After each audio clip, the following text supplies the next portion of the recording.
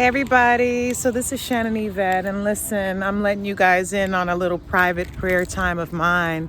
I felt led today to come back up to this vista in the valley, and it's a place that I used to go to pray. I'm going to show you what I'm looking out over. You can see the whole valley from here, or at least a really good part of it. So I used to love coming up here to pray, and I just came up here and I'm sitting up here in the parking lot by myself. And, the Lord told me to come up here, and it's very emotional for me because this is a place where God made me a promise 6 years ago.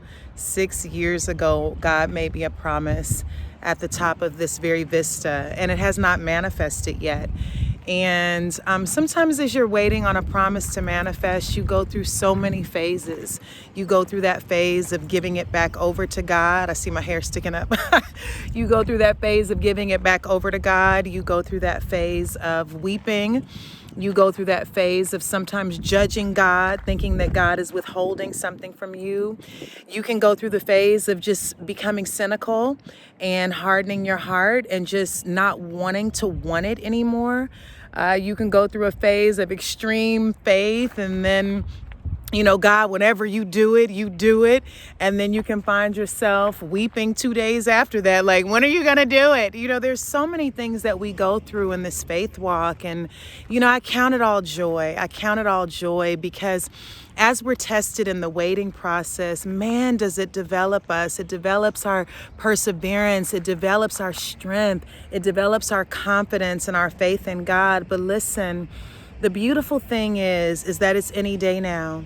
It's any day now. And listen, I don't take this lightly. When I say this is something God made me a promise about 6 years ago, and he drove me up to this vista. He instructed me to come up here after I got my nails did. He instructed me to come up here and ask again. And I was reminded of the widow and Luke, the Gospels of Luke, when Jesus tells this parable about humility and persistence in prayer. There are times that Jesus tells us don't repeat prayers over and over again because God heard us the first time, right? So he says it's vanity to keep repeating a prayer over and over again. But there are times that we are supposed to persist. And there's seasons that God gives us rest and we don't want to pray about it. And then there's this quickening like we're feeling right now. So many of us are feeling this quickening in the spirit. And I heard the Lord say, just like he said in Luke, it's coming swiftly. It's coming swiftly. Jesus tells this parable about this widow who had to go before this judge, and she had to ask for justice to be enacted in her case. And she wore this judge out. She just kept asking and kept asking and kept asking and kept asking, like some of y'all, like me, right?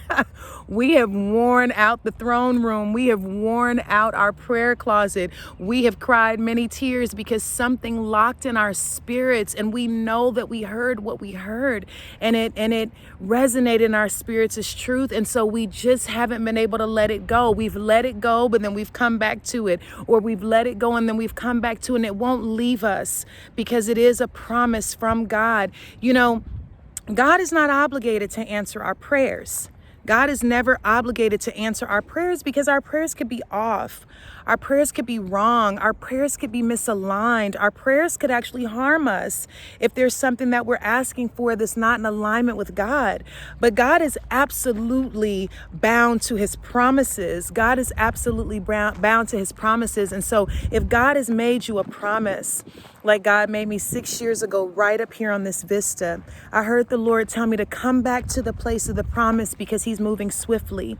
He wanted me to come up here today, and he said, I'm moving swiftly. And what Jesus said in the parable, when the woman who was a widow was wearing this judge out, just asking over and over and over again, finally the judge said to her, all right, I'm going to do it for you, not because of anything, but the fact that I'm just tired of you asking, right? And so Jesus goes on to say, if a wicked judge, right, because justice has long had problems, but Jesus says if a wicked judge would give her her request, how much more swiftly, and he used the word swiftly, will your Father in heaven, who is a just and kind God, move on your behalf because you were persistent. So I'm speaking to my persistent people. I'm speaking to my people who have you got a trail on your floor, a trail of tears because you have worn that ground out, walking back and forth, asking God. You've stepped away from it. You've said, well, maybe it's not God's will, but then it comes back, and then you've denounced it. Maybe it became an idol in my heart. God, I don't want anything but you listen to our talks about obedience, and you said, God, if it's not for me, I don't want it.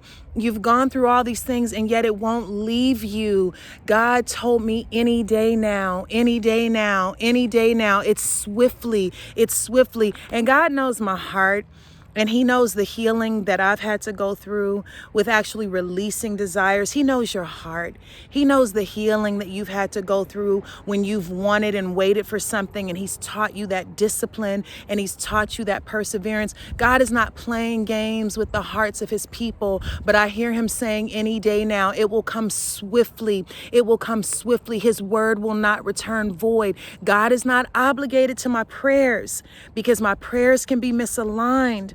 My prayers can be based on things that I want that have nothing to do with the purpose and plan of God for my life. God is absolutely bound to his promises. God is bound to his promises. And so if God has made you a promise, and you know it's a promise because it won't leave you, you know it's a promise because it seems impossible. It seems like something that will not happen unless God does it. You know it's a promise because even after you've released it, even after you've surrendered it, even after you've said, I don't even care about it anymore, Lord, you can just take it. You've humbled yourself before God. It keeps coming back. The promises of God never return void. And Jesus said, if a wicked judge would answer this widow because she wore him out, she kept asking, how much more will God, who is the true and righteous judge, who will bring things into balance, who will balance the scales, how much more will our God move swiftly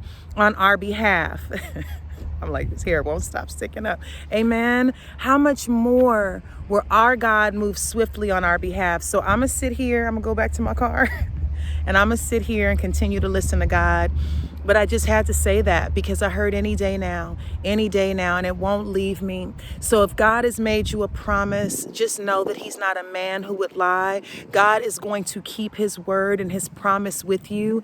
And God is saying that I'm not a man. I will not delay. When the time comes, nothing can stop the move of God, and it will come swiftly. It will come suddenly. It's like you waited all this time and then boom, it's here. It's like you had all of this time that it was just nothing, and then boom, it's here.